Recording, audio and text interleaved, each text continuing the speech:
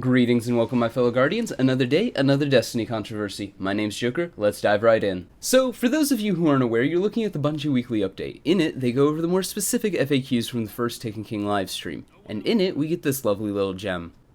Which exotics will be available in Year 2? In addition to a bunch of brand new exotics for you to discover in Year 2, we're redesigning and redeploying select exotics from Year 1. For example, No Backup Plans has been redesigned. We significantly extended the duration of the old perk, Improved Disintegrate. Did you redesign Gjallarhorn? Gjallarhorn will remain a Year 1 exotic at Year 1 levels. And, from my understanding, Gjallarhorn isn't the only thing getting left behind. Thorn is as well. And though many of you may be screaming joyously from the hilltops over the perceived death to Thorn, you've kind of missed the point. Thorn and Gjallarhorn and most other exotics will still be fully functional and anatomically correct in your standard PvP. All this does is kill it in anything where a level is taken into account, like PvE, Trials of Osiris, and Iron Banner. Which, when you kind of think about it, is a bit of a shame, because with the new stacking DOT feature given to Thorn, it would have been really cool to use it in PvE. But now, doing so will require that I have a weaker gear score. And with a weaker gear score, it means I'll be harshly penalized for using anything that's not on level. So even if Bungie wants to look me in the eye and tell me that my time invested in these weapons will be respected because I can still use them in standard Crucible in Year 1 content, they're full of shit and it's just PR talk. So maybe I'm being a bit reactionary, so let's go ahead and take a look at what we know is getting moved forward. Now, this isn't a comprehensive list released by Bungie, but one put together from various screenshots taken during the livestream event. So we have Suros Regime, Bad Juju, Monte Carlo, Last Word, Hawkmoon, Red Death, Truth, Invective, Fourth Horseman, Thunderlord, Light Beyond Nemesis, Obsidian Mine, Voidfang Vestments, and No Backup Plans. So, of course, in traditional Bungie fashion, we seem to know a little bit about the Warlock, but nothing really else about the other classes. Unless you count No Backup Plans. So some of these make sense and are necessary. We have Hawkmoon, Fourth Horseman, and Monte Carlo. These are the PlayStation exclusives, and it would be a severely dick move of Bungie to not bring them forward, now that Xbox players have access to them. In fact, I don't think many Xbox players would stick around if this was the case. We go 1 year without them, then Bungie announces another year of PlayStation exclusives, and decide to leave the Year 1 PlayStation exclusives behind just as Xbox gets them? No, I think we'd see a lot of Xbox players mass exodus, this being the proverbial final straw that broke the camel's back. So, I think this choice was more than necessary. Next up, we have Suros Regime, Bad Juju, Invective, Truth, Thunderlord, Light Beyond Nemesis, Obsidian Mine, Voidfang Vestments, and No Backup Plans. Well, if I had to compile a list of, well, these are good exotics, but not as good as other exotics, it would look like this. These are the B and C string exotics, the ones that you might have used and they might have been good once, but they got nerfed, or the gimmick was bad, or I could use that, but I could also use insert OP Voltaglass weapon here, or Gjallarhorn. I get what they're trying to do. I just don't like it. Let's look at some of the exotics that have been released already.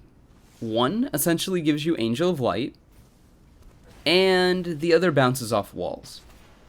These are so underwhelming it hurts. But hey, maybe they look a lot better when sat next to the Year 1 C-Stringers?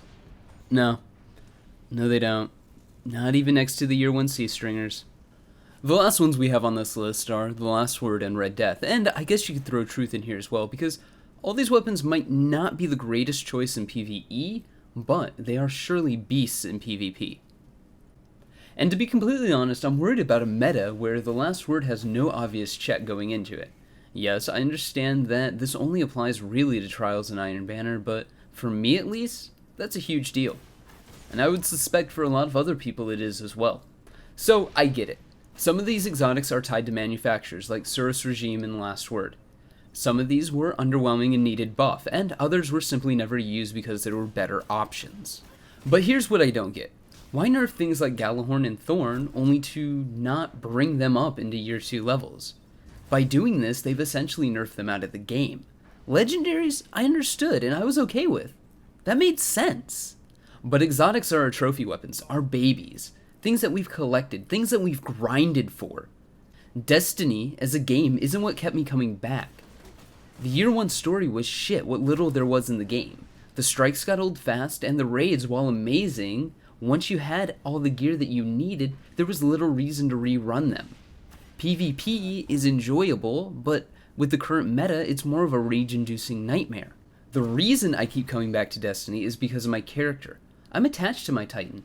In my mind, they have their own personality. Hell, there are certain weapons that I won't use on a character because it just doesn't seem right. Like Red Death on my Hunter or Warlock, for instance, or Bad Juju on my Titan. Some of this comes from aesthetic, some of this comes from playstyle, and some of this comes from my brain working overtime and making up little stories about my character and what they do when I'm not there. Imposing some sort of fictional personality onto a character that is supposed to be my author-created insert. Point being, for me, and I think a lot of others, these weapons are a part of our legend. My Titan is the Helm of Inmost Light. My best friend Zach, for instance, he's used the Hard Light exclusively since he got it the better part of a year ago. These weapons and gear are an extension of our characters, their personality, their soul.